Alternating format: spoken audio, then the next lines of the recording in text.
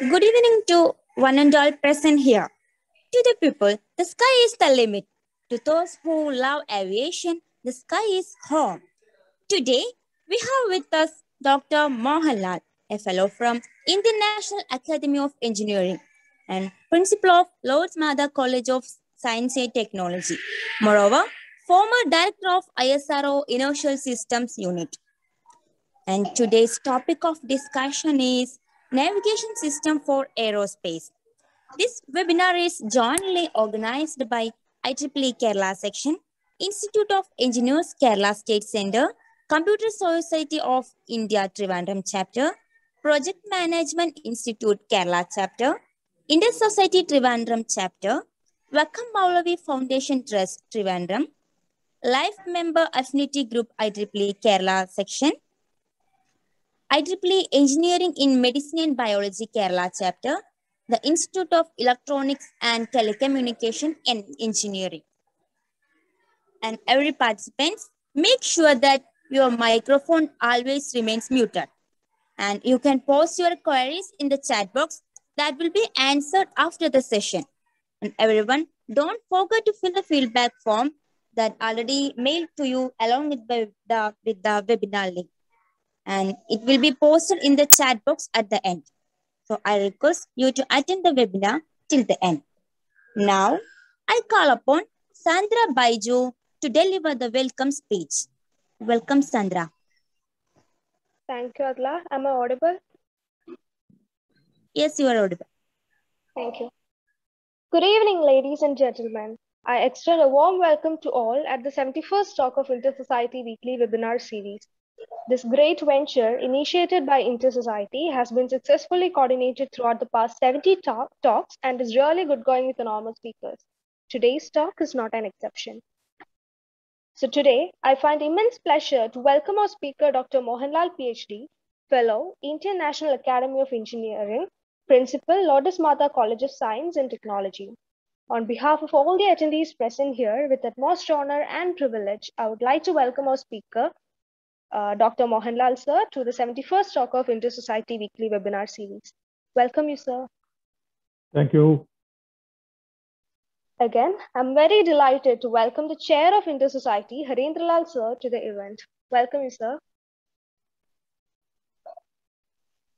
This talk is organized by IEEE Kerala section, the Institution of Engineers Kerala State Center, Computer Society of India Trivandrum chapter, Project Management Institute Kerala chapter, Internet Society Trivandrum chapter, Vakam Maulavi Foundation Trust Trivandrum, Life Member Affinity Group IEEE Kerala section, IEEE Engineering in Medicine and Biology Kerala chapter, the Institute of Electronics and Telecommunication Engineering. So let me welcome all these organizations and office bearers to this session. Let me also welcome our MC, Adlachi Bashir, and Sub Control Zajina Abdul Karim to the event. Amrita Aravind of IEEE will give the introduction to the speaker. Welcome, Amrita. To deliver the vote of thanks, I'd like to welcome Amina Mohammed of IEEE. Welcome you all. Now, last but not the least, I would like to welcome all the attendees who are waiting for the session. Welcome you all to the 71st Talk of Inter-Society Weekly Webinar Series. Thank you. Thank you, Sandra. Now, I call upon Amrita Aravind to introduce the speaker. A warm good evening to all. Dr. P.P. Mohanlal, Principal, Lourdes Mata College of Science and Technology, LMCST, is an eminent scientist and academician, has 44 years of combined research and teaching experience. He is a fellow of the prestigious Indian National Academy of Engineering, INAE, presently member of National Expert Advisory Group, EAG, for Device Development Program of the DST, Government of India. Prior to joining LMCST, he was Professor Satish Dhawan Distinguished Professor at Indian Institute of Space Science and Technology, IIST, consultant for collaborative ventures of IIST with California Institute of Technology and University of Colorado in developing scientific payloads for Mars 2, Venus missions, and nano-satellite projects. Served the Indian Space Research Organization, ISRO, for 39 years, starting from 1977, and held several positions such as Head of Division, Group Director, Deputy Director, Associate Director, and Director in ISRO. He was Director of ISRO Inertial Systems Unit and led the original indigenous development of inertial sensors, systems, inertial actuators, and special mechanisms for ISRO's launch vehicles, spacecraft, re-entry, and scientific missions, including the first Indian Moon and Mars missions.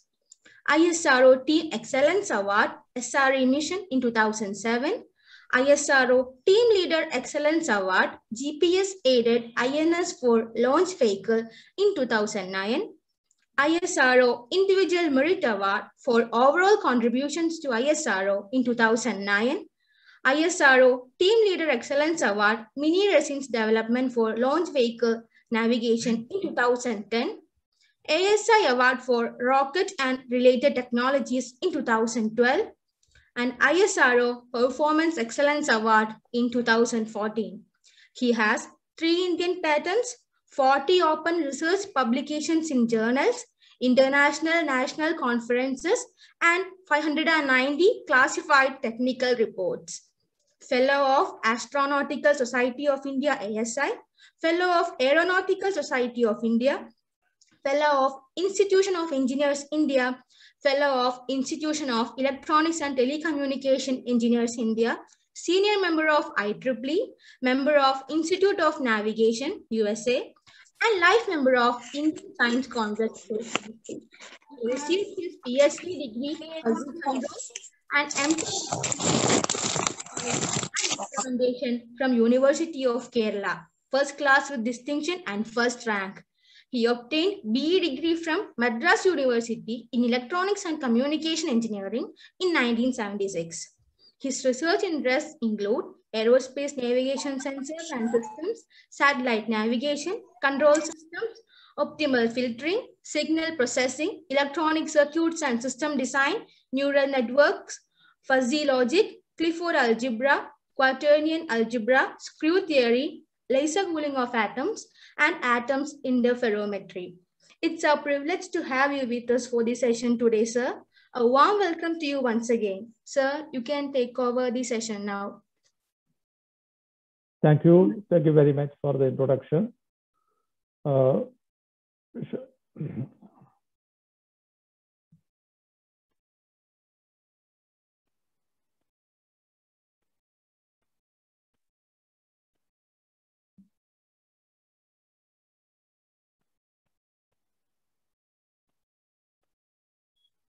So thank you very much, the chair, Dr. Harinder Lal, and all other colleagues and friends here.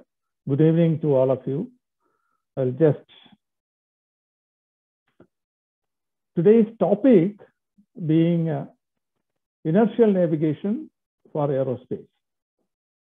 It's a very vast topic, but just I'll try to make it as simple as possible so that a wide spectrum of audience can get to it.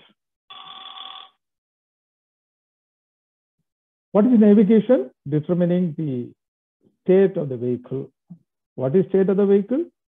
Position vector, velocity vector, and in an extended sense, orientation under a fixed degree of freedom motion.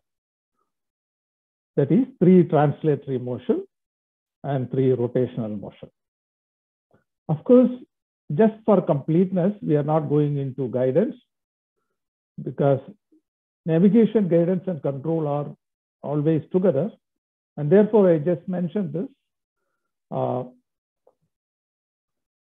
What is guidance? Steer the vehicle to the desired target position and velocity in an optimal way. What is control? Reorient the thrust vector so that to control the vehicle to the which is commanded by the guidance algorithm. With that, for navigation, we need to fix the coordinate frames. Which coordinate frame in which we want to navigate? That is the first. Several different applications demand different frames from convenience point of view. One such frame is the Earth-centered, Earth-fixed coordinate frame. You all know that the Global Positioning System popularly uses this particular frame. The other coordinate frame is Earth-centered inertial frames. There are several versions of this. We have ECI, J2000, ECI, true update, and so on. All of them are Earth-centered inertia. We will go into a little bit of this later.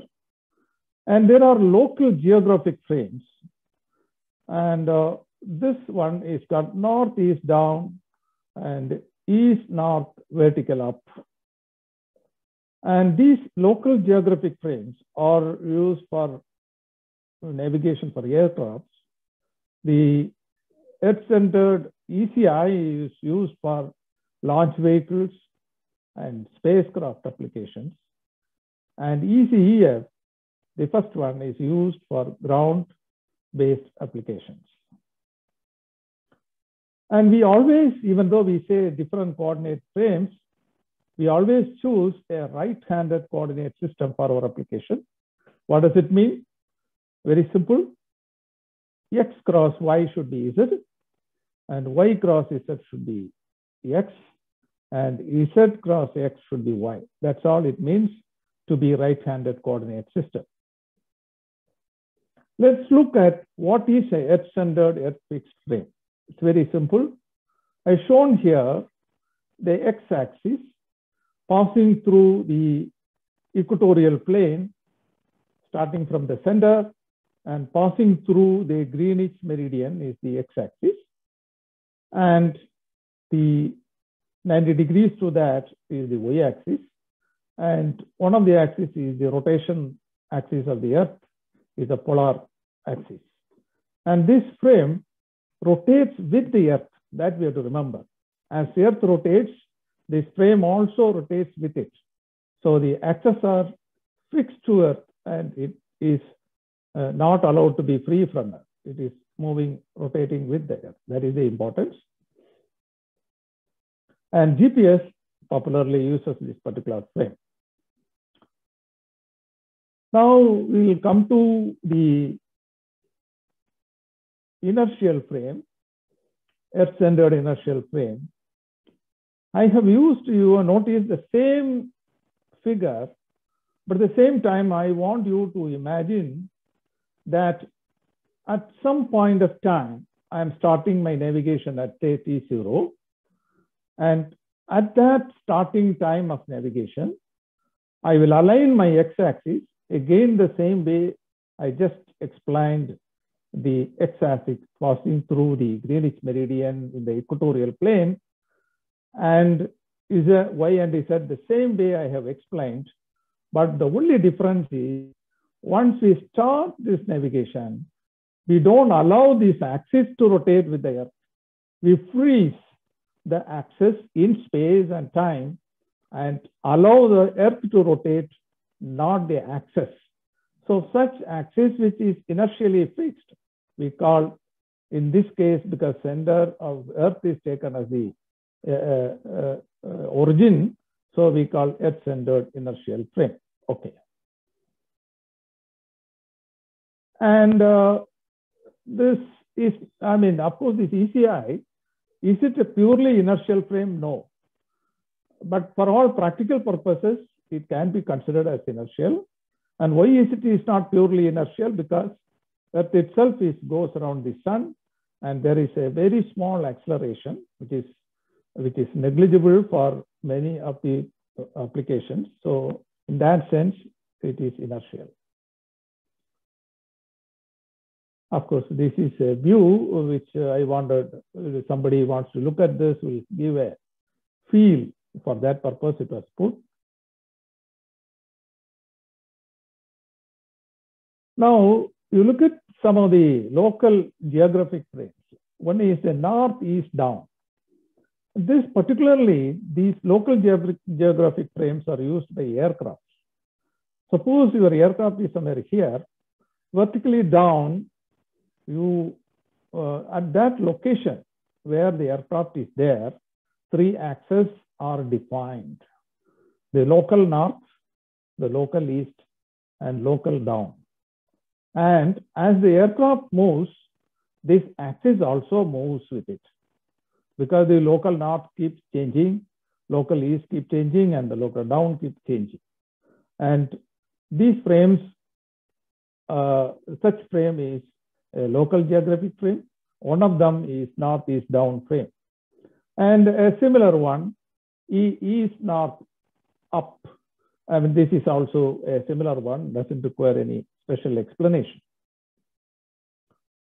See, when you talk about navigation frame, we said, okay, earth-centered, earth-fixed, earth-centered inertial, and then local geographic frames, some of the frames which are very popular. And when you come to a vehicle, all the measurements are done on the vehicle, either it be the launch vehicle or in the aircraft or any other thing. So that requires a frame definition. So what is the body frame? You take an aircraft, universally the aircraft body axis are defined, the x-axis through the nose as shown in this figure, and the y-axis, pitch axis through the right wing, and z-axis, the vertical belly down. And this is the convention world over, and it is universal. Of course, this is called a roll axis, pitch axis, and yaw axis. And coming to a launch vehicle, of course, this is not universal anyway. Of course, in Indian context, I am showing this. In Indian context, all our launch vehicles use this kind of convention. We have the Z roll axis along the longitudinal axis of the vehicle, and the X and Y in this way. Just to get a feel. Now, look at this figure. I've shown two scenarios, an aircraft and a local geographic frame. You see, the body axis already defined for the aircraft, I have shown you, and the local geographic frame, ENU I have taken here. And this is a local geographic frame. Always there is going to be a coordinate transformation relationship between the body axis and this local geographic frame. So that is a very important stuff in navigation. So that's why as the vehicle undergoes motion, you see the transformation matrix between these two frames keep on changing. And we need to keep track of this. And that is one of the major requirements in navigation. And look at this figure. You have a launch vehicle here. Already the axis defined in the Indian context is shown here. The body axis of the vehicle. And you have the ECA, as I have already defined and explained. Once the vehicle takes off and undergoes rotation and translation motion, what happens? The transformation angular relationship between this body axis and the navigation frame axis keeps on changing. We need to keep track of this transformation. That is one of the major challenges. So in that context, to make things very simple, I just want to put from the first principles that let's have a vector in space and assume that this is represented in a frame called XB, YB, ZB, which I call body frame, B frame. If this vector is represented in this frame, the components are VXB, VYB, VZB. And same vector, if I represent in another frame called N frame, and then the components would be VXN, VYN, VZN. Actually, the vector does not know that which frame you are using to represent it. So the components depend upon the frame which you are using to represent that vector. Now, connecting these two, there is a transformation matrix which is shown here. And this matrix is a very cosine of the XB, XN. You see, to get this first component XN, we need to take out the components contribution of this, and this to this particular axis xn. So for that, we require the cosine of xbxn, cosine of ybxn, cosine of zbxn. So like that, the others, we get the direction cosine matrix or the transformation matrix from body to n frame, B to n frame. And that particular matrix, I have shown this as function of time, and which means that in a real application, this keeps on changing with time, and keeping track of that is a major aspect of navigation. Now, many of us have studied about eigenvector. You're given a matrix and then ask what is the eigenvalues and eigenvectors. And this are orthogonal frames that we use for navigation.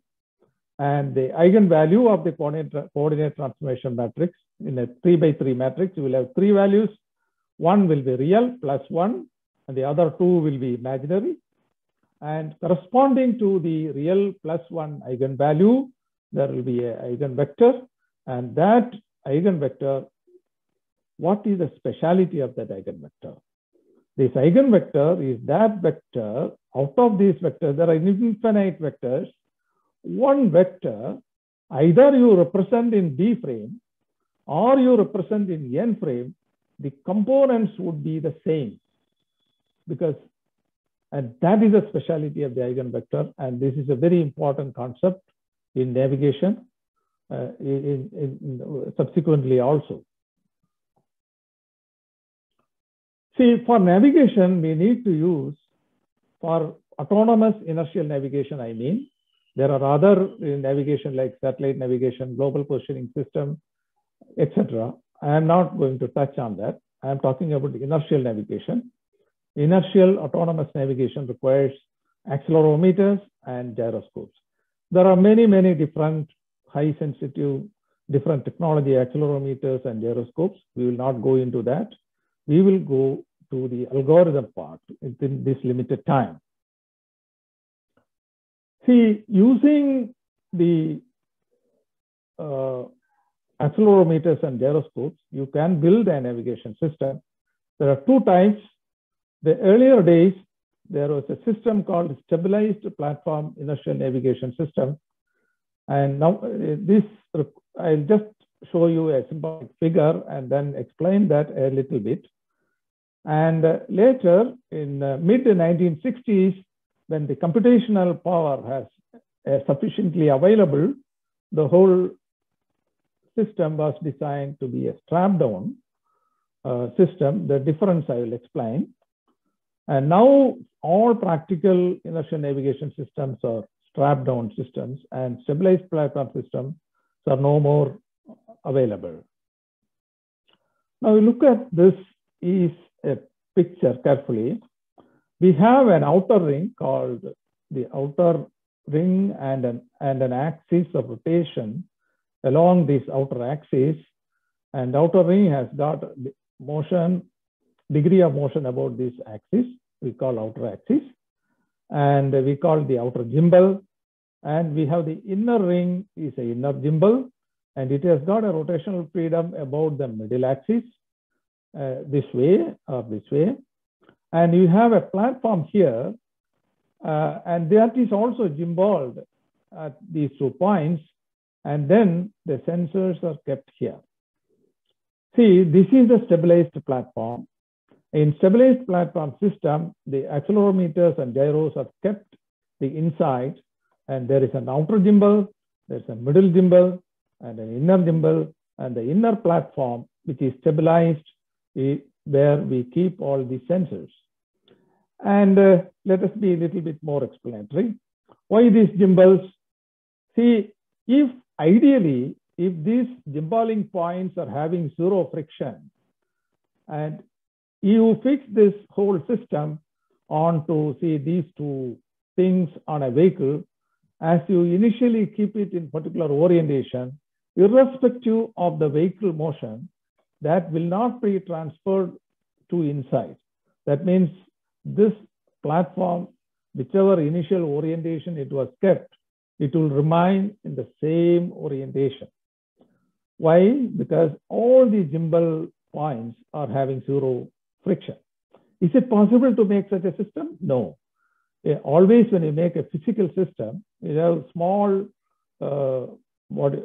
some residual friction would come, and therefore some amount of motion will be transmitted inside. And of course, those small moments, rotations and accelerations, will be sensed by these accelerometers and gyroscopes, and this platform will be restored back to the original orientation. So, but then for why it is called stabilized platform, that is for the first reason, if you think in an ideal case, there is no motion will be transmitted to the inside. So it is perfectly stabilized. And since that is not possible, the small motions which is transmitted inside is measured and compensated, restored back, and you get a stabilized platform. And eventually you need, your computations are very small. The what you call, you integrate the accelerometer outputs, you get position and velocity in the required frame. So that is the essence of stabilized platform.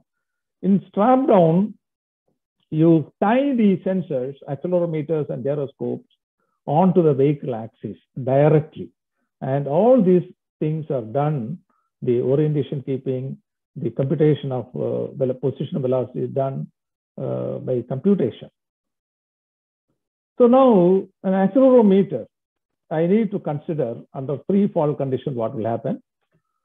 See, I have shown a symbolic accelerometer, the case with the hashes, and there is a pendulum with a small nick here, which is considered as a pendulum, and it is freely falling, ideal free fall, that is without any friction or air friction is not there. Under that condition, you see the pendulum will not move at all, because all the molecules or each part, the case, the pendulum, everything undergoes the same gravitation, and therefore this will not relatively move with respect to the case. So actually, if you have to measure the acceleration, the pendulum has to deflect, and that deflection has to be sensed, and then that is need to be calibrated to acceleration. But here, when it is freely falling under gravitation vector, which is acceleration, of course, but the sensor is not able to give anything. It says its output is zero. And what does it mean? We cannot measure the gravitation acceleration. So accelerometers do not measure the gravitation acceleration. So the free fall condition is very, very good to explain the point. Okay. Now, the same accelerometer, symbolic accelerometer, they call this as a hinge. Suppose there is an acceleration upward, we all know this pendulum will move downward. And that way, if I sense the pendulum movement downward, and the sign of the acceleration, whether positive or negative, by convention, if it moves down, I'll say that upward is, if I want to consider that as positive, I'll say that my acceleration is positive.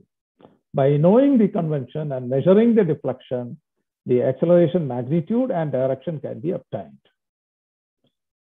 On the other hand, you see what this accelerometer can measure, and that normally told it measures specific force. And another language, this is, I think, is more simple, measurable inertia of force. And that is what the accelerometer measures. On the other hand, gravitation we have, of course, the equation is well known to all of you. In an ideal free fall, we already seen gravitation only acts, but the pendulum does not move, no relative motion, hence it cannot be measured. And for navigation, we need this gravitation vector. As a vector, we need it. But since we cannot measure using the accelerometers, we need to use some gravitation models. And then this gravitation vector is a function of position. And that way, by computation, we get that gravitation vector for navigation. When you look at this difference between gravity and gravitation we study in the high school, but I don't know whether we have applied our mind. So to make here, it is very important. So I have shown the Earth figure, and capital GI, I have shown the gravitation vector towards the center. From this point, I consider this point, we are here, and the gravitation acts towards the center like this. Since the Earth rotates in inertial space, we have a centrifugal acceleration, negative omega r, and the vector sum of the gravitation vector and the centrifugal vector together, the resultant is we call the gravity vector. So therefore, the gravity and gravitation, the difference, even though many people mix it many times, but for us it is very, very important. Okay, and okay, that's why this figure again would come in the explanation of thing, where I will explain about this particular stuff. So you see, look at this one. If your gravity vector is this, it is a sum of capital GI and the centrifugal force vector, acceleration vector, and just opposite negative of that is this one. And this stuff is what is being measured by an accelerometer as per our convention. And then you add to this vector the gravitation vector, you get this particular sign minus changed to plus, and that is a centripetal acceleration towards the center of this particular circle as shown in light blue color. And that is a very important thing for discussion later.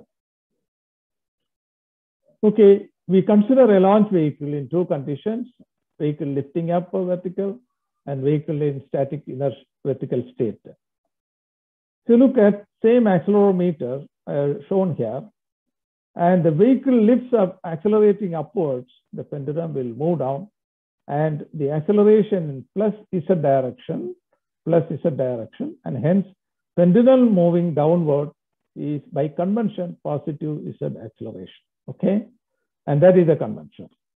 And now suppose while vehicle is in the ground, is in the static, at that time also we need to test the navigation system, whether it is functioning well, and we call it a static navigation.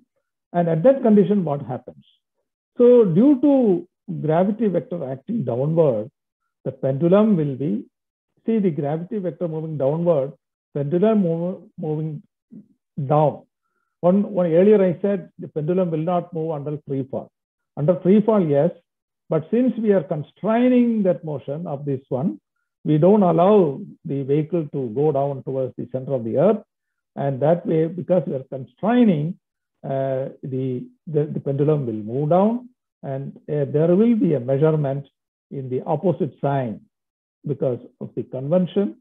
And by convention, this is thought to have upward acceleration, whose value is minus GI. And the static navigation, the same figure which I have shown you earlier, so that will be easy for me to explain. So we have the gravitation vector, we have the centrifugal acceleration, and then the sum gravity vector, small gi, and what is measured by the accelerometer in the ground in the static condition is this minus gi, to which I add the gravitation vector, which gives me the centripetal acceleration describing the circular motion. What is that circle? This particular circle. So we all know in a uniform circular motion, our acceleration is towards the center. So this is a centripetal acceleration. So it is such a simple thing. So once we initiate the algorithm to navigate the static condition, it will continuously give the position values along the circle and the velocity values along the circle resolved in the inertial navigation frame, inertial frame, Earth-centered inertial frame. That's what we use for launch vehicles. Okay. Now, Look at this rotation. We said that the transformation matrix is very important. So I just would like to talk a bit on that. So you have to frame X, Y, Z, I called old frame. I give a small angular rotation about this Z axis by a pi angle, and so that Z remains the same and X becomes X dash and Y becomes Y dash. And if you want to, so we have a new frame now, a new frame I called X dash, Y dash, Z. And if any vector in X dash, Y dash, Z need to be represented in the old frame X, Y, Z, a coordinate transformation matrix would come, and that you can very simply see that it is so. And the last row is that because the is 0, 0, 1 because the rotation is going about the Z axis. So this is a very simple matrix, but then suppose we do, you see rotation about, sorry, I think before that, yeah. See, there is a attitude representation by two means. One is the Euler angles and the quaternions, which we will see briefly a little later. The Euler angles, three angles are used. Once you have an N frame, initially you consider an angular rotation about the x-axis by theta. You have a resultant axis x, y dash, z dash, and you give an angular rotation about y, y dash by psi angle, and you get the change like y x dash, y dash, z double dash, and then about the resultant z double dash, you give a pi angular rotation. So you get x double dash, y double dash, z double dash, and that frame x double dash, y double dash, z double dash, I'm calling B frame, to the original N frame are connected by these three angles, theta, psi, and pi, and the sequence of rotation should be a priori fixed. And once we do that, fix it, we should not change it. And then these three angles will totally represent the attitude matrix, the transformation matrix between B frame and the N frame. And that is these three sub matrices. You multiply, you get body to N frame. And if you want to get, see, each one of them is orthogonal and orthonormal, and the product is also orthogonal. So for an orthogonal matrix, the inverse is nothing but transpose. And therefore, if you want to get, instead of B to N, if you want to get N to B, simply you need to take transpose, and that can be easily done. So now these are derivable, but then I am not going into the details. But is there any disadvantage of using Euler angles, theta, psi, pi, as we have defined for attitude representation for navigation? Yes, there is a problem. If the middle angle goes to 90 degrees, you see the theta dot d theta by dt. See, cos of 0 would happen. At 90 degrees, cos 90 is 0, and the whole thing goes to infinity, and it becomes unbounded, and it's a major, it's called gimbal lock. And this is a major disadvantage of Euler angle mechanization of attitude. And in this condition, the physical system will lose 1 degree of angular motion freedom. Actually, I just want to mention all our angular motion simulators are, you have an outer gimbal about the outer axis, and second axis I have written here is the middle gimbal axis, and third axis is called the inner axis. And this is exactly same as the stabilized platform I was explaining, and it is same as that. And these three angles about this, this, and this are Euler angles. For ground testing of systems, this kind of angular motion simulators is a must. We cannot get away with it. Therefore, we need to know the Euler angle representation of attitude also, even if you don't use it for onboard applications. Now, another aspect which is very important is that the time derivative of the direction cosine matrix, the derivation will take time. So I will not go into that. Suppose you have the omega x, omega y, omega z are the body rates, and you form a skew symmetric matrix. This is very easily derivable. And then you can easily find, see, this capital omega is formed using the small omega. They are the rates about the body axis. And you form this skew symmetric matrix, which is called the capital omega. And the coordinate transformation matrix from body to n, B to n, its derivative, d CBN to dt is equal to CBN into this capital omega.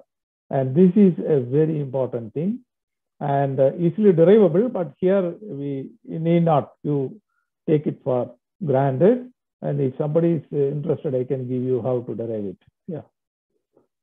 And so the main problem of we have seen in the singularity here in Euler angles, that can be done away with it using a technique called the quaternions. We'll just get into the quaternion thing. Before that, I'll give you an introduction to complex plane and meaning of our imaginary I. So you take a complex plane here, you have a real axis and imaginary axis. What does it I means? I means you have, imagine a unit circle like this in this plane, complex plane, and you have vector 1, 0, which is representing this particular point, and you rotate by 90 degrees, you reach 0, 1, that is, you become I. So I is nothing but 90-degree rotation about an axis normal to this plane. So you need to consider an axis normal to this plane and assume that this vector rotates about that axis 90 degrees counterclockwise, and then you get I. So I is nothing but 90-degree rotation. And if you multiply this I once more, that means you rotate it once more 90 degrees, it becomes -1. This is the meaning of I square is equal to -1. And I imaginary, in fact, is nowadays, cannot be not nowadays. It's only convention when people introduced that a real number and the other second dimension, that word has come into usage. Otherwise, there is nothing imaginary about it. Everything is real. And can you imagine about the square root of I? And it will be nothing but 1 angle 45 degrees. It will be here. And can you imagine about I raised to I? Yes, I can be written as e raised to I pi by 2. That is this particular point. I raised to I is e raised I square pi by 2. That is e raised to minus pi by 2. That is real. So this is a real thing. That's only for triggering your interest. There is Euler formula, Euler's identity are all very, very important things. For want of time, I'm not dwelling there. And this gentleman, you know, the William Rowan Hamilton in 1843 has invented these quaternions, and very famous. And when he was walking through a particular bridge, Broom Bridge in Dublin, he's an Irish mathematician, and he was working on this particular quaternions for a very long time. He solved the difficulty there when he was passing through. This is a plaque which is inbuilt on that bridge. Even today it is there. So it's a very major invention. And Hamilton is not only for quaternion. You see, in what are all the areas Hamilton has contributed. So you look at Versor. Versor is a more generic form of the quaternion thing, and there are several other things. So let us pay homage to Hamilton. Now, in simple terms, suppose you have a frame called I frame and a B frame, and how to relate the angular relation between the two. You will recall when I wrote that coordinate transformation matrix initially, I said about the eigenvector of that particular matrix. Suppose I take that eigenvector as the U vector, then about that particular eigenvector as axis of rotation, if I apply an angle of rotation alpha, about that eigenvector of the direction cosine matrix, which I mentioned earlier, then I can align this I frame to B frame. So that is a beauty. The eigenvector has really come into our rescue. It's very important. So the U, of course, having unit length, but then here you see it is written as some cosine of alpha by 2 and sine alpha by 2. And that is for the reason that when we do an operation with Q, we should not change the magnitude of the vector. And so the norm of Q should be 1. And for that purpose, this particular is called the scalar part. Scalar part reflecting the information about the angle of rotation, and that we have written here as a function of the angle of rotation, which is specifically here is a cosine of alpha by 2. So because the sine square and sine square theta plus cos square theta becomes 1, and this is unity vector, we can easily show the norm of this 4 element stuff called quaternion is 1. And the first element is called the scalar part, and the remaining 3 are called vector part. And actually saying like that is not in full sense, but I'll try to show you why. Even though scalar part and vector part, we tend to think that this is a simple vector part. And there are a lot of other additional meaning to that. It's not complete by saying that this is a vector part. Of course, IJK are unit vectors of orthonormal basis in dimension 3, but it has got additional meaning. Like when I said in complex mathematics, where I is 90-degree rotation, here also we have IJK. So if you look at very carefully, in addition to this IJK representing unit vector along the normal axis, X, Y, Z, it also has additional meaning that I is 180-degree rotation about x-axis, and J is 180-degree rotation about y-axis, and so on. And therefore, these things are the quaternion algebra, which we can prove. So when I say I here, it's a 4-dimensional entity. And therefore, I must say that 0, 1, 0, 0 to strictly say I. Not, that is a meaning when I say I. J is 0, 0, 1, 0. K this way. And if you take I square is -1, it's real, and it takes the position of the scalar, and the other things goes to 0. So the IJK, so in that sense, when you say this with IJK as vector part, is not full sense, is not coming, and that's what I want to bring to your attention. Of course, we said earlier, cos alpha by 2, we mentioned the scalar part. The vector part having U is now multiplied by a common factor sine alpha by 2, all the elements. But then this is the axis of rotation U, but if you multiply by the same quantity all the elements, the direction will not change, but the magnitude will change. But what we are interested in is the direction of the axis of rotation. And therefore, by multiplying by a common thing does not matter, and therefore this is okay.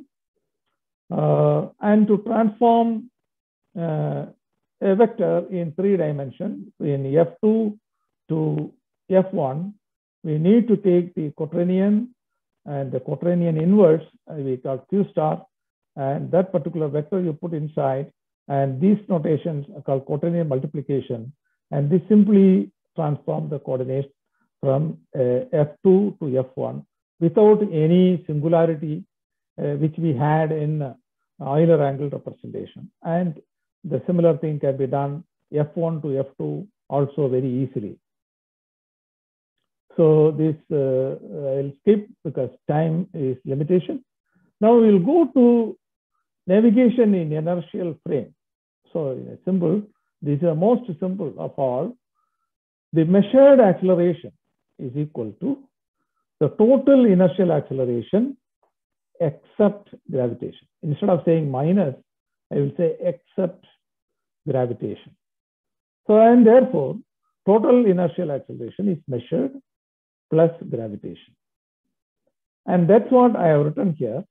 The measured inertial acceleration is the total inertial acceleration except gravitation acceleration.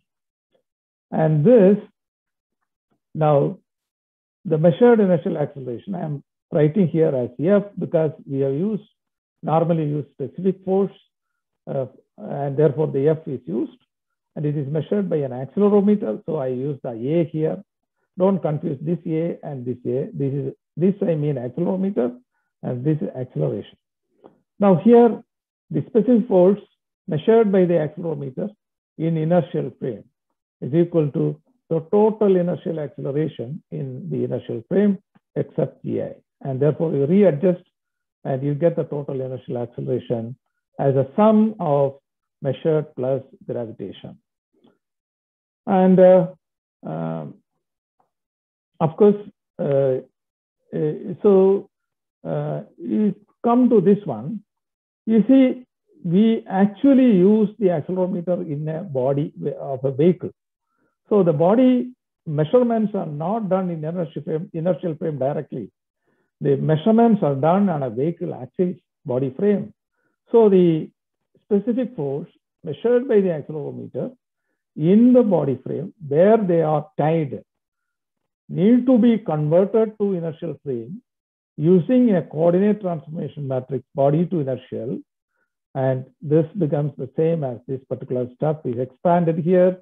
And yes, so we get the acceleration equation. This is the, once we get the acceleration equation, you integrate, you get position, you again integrate, you get, once you integrate, you get velocity. The second integration, you get position. Okay. Now, the one more thing what we need to be careful is I said this coordinate transformation matrix, say body to inertial, is continuously changing, and we need to keep continuous track of it. And that means we require it's a time derivative of this coordinate transformation matrix from body to inertial. And that we already, even though we did not derive, I have shown the relation earlier. So the derivative is the capital omega is made up of the rate components measured with respect to the body, and the body to inertial transformation at any time is the initial value plus the integral of this particular rate. So you get this, both these two equations together completes the strap down inertial navigation in inertial frame. In the pictorial form, what we do, the accelerometer is tied to the vehicle body that comes here, and you give the body to inertial transformation matrix to convert it into inertial frame. Then through the other path, somehow I get my gravitation vector.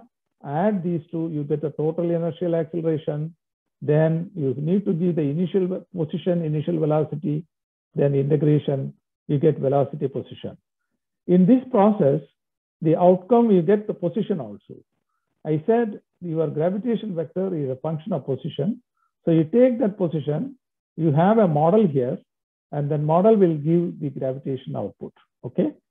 Then coming here, the gyroscopes tied on the vehicle is this body inertial body rates, and that can be formed in the skew symmetric form, having the three elements can be made to a 3x3 matrix, skew symmetric matrix, and then you can compute CBI dot, and then integrate that, you get CBI. Of course, we need to give the initial value. This is called initial alignment problem. If you are using this way, if you are using a quaternion attitude representation, you need the initial quaternion, and that problem is called initial alignment problem. That itself is a major topic. So this completes the navigation in inertial frame. How much more time I'm having, sir? Can somebody answer? You can conclude, sir. No, I have, okay. I have matter on Earth-centered Earth-fixed frame also. So I think from the feedback, the time is not there. And these things are a little bit more complex. And time is a matter. Of course, that also I have actually gone almost, I was through. I think I'll go for wishing you happy Onam. Thank you, sir, for your valuable presentation. Now let us move towards the Q&A session. There is a query in the chat box. I will read it. Sir, can I read? Yes, yes. There is only one question. Okay. So, for aeroplanes, the navigation controls are by pilots. Am I right? And for launch vehicles, the navigation system is controlled from ground station. And again for satellites, after separation from launch vehicles, the navigation controls are managed from ground station. Sir, please clarify these points. This is from There is Narayanan Nair. Okay, lot of mix-up there. The first question is the aircraft navigation system. The autonomous part, you have an inertial navigation system sitting in the aircraft, which without any external aid can measure the position and velocity and attitude information of the vehicle autonomously. And that is the inertial navigation system, which we have discussed about, and a small portion of that. And the control, of course, is done by the pilots. The guidance, that is again combination of pilot plus ground control, gives which way to take and all that, which that command from the part of the ground control, which gives which way safety, any issue is there, they will reorient, re-guide, the path can be altered by the ground command. So guidance, the navigation is fully autonomous. Of course, is there any not support from the ground? In the case of aircraft, yes, ground systems give additional support. But assume that now to understand the autonomous nature of inertial navigation, assume that there is no ground support, you can have without any support the full autonomous navigation if sufficient accurate inertial navigation systems are available. And they are available for a few hours of continuous without aid navigating. Yes. The second question regarding the launch vehicle, can you repeat, please?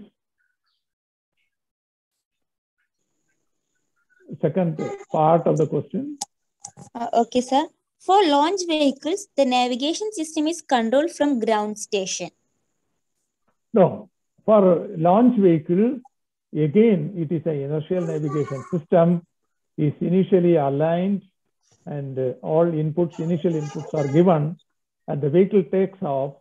It's thus the navigation, it computes position, velocity, attitude, information, etc. autonomously without any ground intervention, and nobody can jam it. And that is the beauty. Why do we go for it? It is non-jammable. The autonomous inertial navigation system cannot be jammed. You know, that is very important for a large vehicle, and the navigation is fully autonomous. And now the navigation output, you have the position vector, velocity vector, and the attitude information. The position and velocity goes to the guidance algorithm, which is sitting on board the vehicle itself, on the onboard vehicle computer, and then it knows where it is right now from the navigation system. And also we know the target point in which we need to leave the spacecraft, and that is being known. Then it will compute, the algorithm will compute in order to reach there with minimal time and effort, which way I should reorient the vehicle. And it computes and gives that command to the control system, and the control accordingly steers the vehicle thrust vector in the desired required direction. And therefore the vehicle moves in the right direction, taking the vehicle optimally to the injecting the spacecraft at the desired point. Thank you.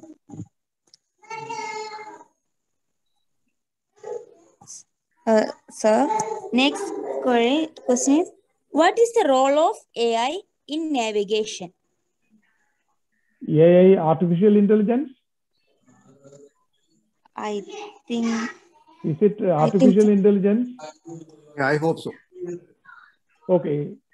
Now, what is that artificial intelligence? Is not required here. We have the intelligence. The navigation system is fully intelligent.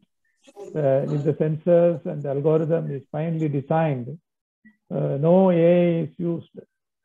At least I know in Indian context. And also, as part of the answer to the first question, let me say, the spacecraft, I think the question reflected that something is being done there. Once you put the spacecraft into orbit, it moves under gravitation, and of course, there will be small friction part due to the very small atmosphere, a negligible atmosphere. Of course, there is a small value, and mostly the once you know the initial point, by simple propagation using the gravitation model, you know at what time where the satellite is going to be. So there actually you don't require any navigation per se, but then in the spacecraft, you require the attitude. Suppose you want your solar panel to always look to the sun, you need to steer the angular orientation of the spacecraft towards the sun always. And that we call attitude control. So for any, even to take a picture of the Earth, let us say, imaging satellites, you need to orient the camera towards the desired direction of imaging. And that also requires reorientation of the spacecraft.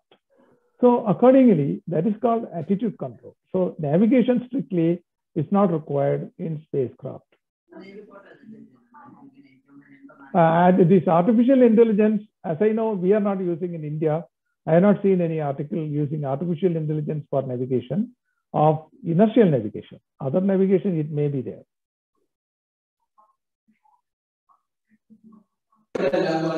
So our Yes. next question is, dear sir, the mathematics of navigation systems seems complicated. Do every flight engineer must know these complicated maths? It seems complicated. You see, when we study in the school or the early college days, we don't really try to understand what physically an eigenvector means. You see here, everything we need to know physically what does it mean. And if we know the physically what does it mean of the simple mathematics that we study, then the whole problem becomes simple. The only thing is we are not used to that kind of precision understanding. Here, there is no scope of error of understanding. And therefore, it appears to be complex, but it is not complex. For example, we talked about the quaternion, a four-dimensional entity. In fact, okay, 1843, this invention was very great. And right now, it is used in whole level of places. All rotational things, this is used.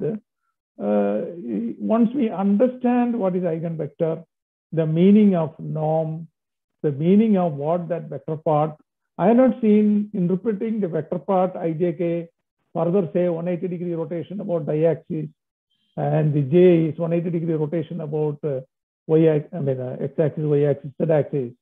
I have not seen in a textbook telling like that. Actually, it has to be told like that.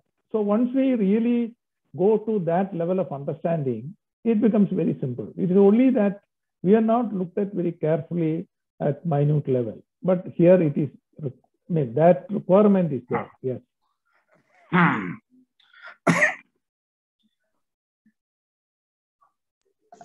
Okay, our next question is, do re-entry vehicles use Earth-centered inertial frame after getting input from sensors? Earth-centered inertial frame is used. So I told you, once the re-entry process starts, we need, at that point of time, we need navigation to come in, because we forcibly reduce your velocity for that to enter into, come down to the, go out of that orbit and then come down. So when we do that, really we need to do navigation. we have used re-entry navigation system. We developed it in ISRO, we used it. And then what happens is, suppose you reach certain altitude, what is the accuracy requirement of that re-entry vehicle to know your position velocity? It can be, we used inertial frame, and then it, because one can be converted to the other very easily. That conversion is simple, very simple. So finally we want in the earth at what point, what latitude, longitude, at what point it has fallen down, can easily be converted from the earth-centered inertial output. But then what happens, what is more important there is when you reach a certain altitude, what is the accuracy requirement of knowing the position vector, velocity vector, for it to, after that you are not able to control it because you are entering the re-entry heat and very high temperature, and you are freely ballistic re-entry you are doing, and at that time we may not be able to control the vehicle. So since it is a pure ballistic re-entry, most of the cases, there we need to know at the entry point, atmospheric entry point, maybe approximately 100 kilometer altitude, we need to know the position vector, velocity vector very, very accurately. Say something like less than a meter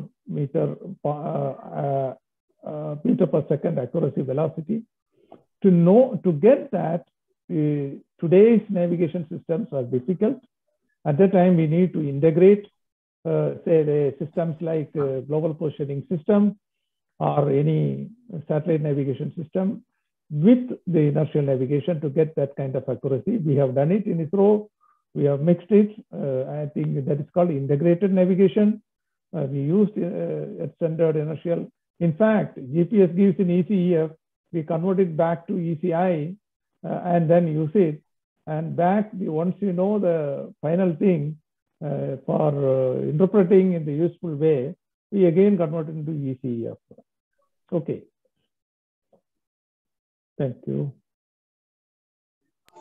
Thank you, sir. That's all about Q&A session. Now, I call upon Ms. Amina Mohammed for the vote of thanks. Thank you, Atlet. Am I audible? Yes. Okay. Thank you for giving me an opportunity to express my gratitude in this session. First and foremost, I would like to thank Dr. Mohanlal sir for taking out time from his busy schedule and enlightening us with your knowledge.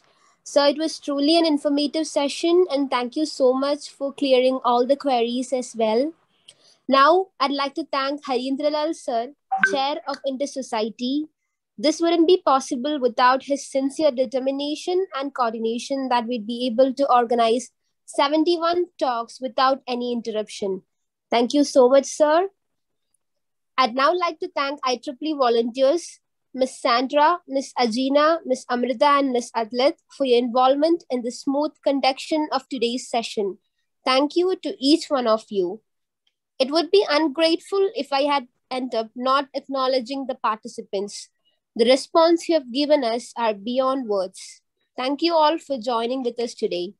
Once again, on behalf of me and my team members, I thank each and everyone from the bottom of our hearts. Thank you. Thank you, Amina. Now, our next weekly webinar is on 25th August 2021 from 6 to 7 p.m. by Dr. Ashraf, Dean of the Research and Development, Digital University, Kerala. The topic of discussion is Ethics in AI, a practitioner's perspective. So, all of you try to attend the next weekly webinar. That's all about today. Now, handing over to the Harindralal sir.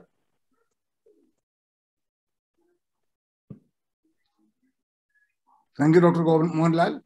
Thank you, sir. Very nice. For your presentation. Though more technical, very kind of you to have some time, spend some time on this one, present this one. We look forward to more such presentation from you. Thank you all. I hope everyone will attend the next program.